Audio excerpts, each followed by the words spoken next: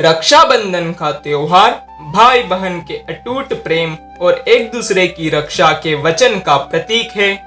इस पावन पर्व से जुड़ी कई कहानियां हैं, लेकिन महाभारत काल की भगवान कृष्ण और द्रौपदी की कहानी हमें इसका गहरा नैतिक महत्व सिखाती है।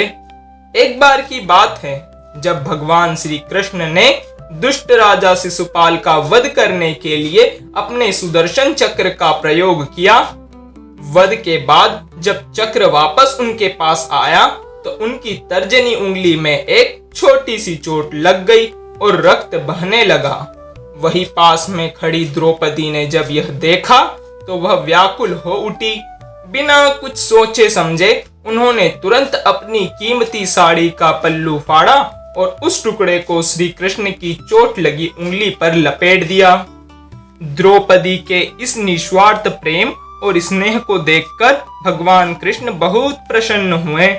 उन्होंने द्रौपदी से कहा, हे सखी, आज तुमने जो प्रेम और सम्मान का धागा मेरी कलाई पर बांधा है, मैं उसका मूल्य चुकाऊंगा।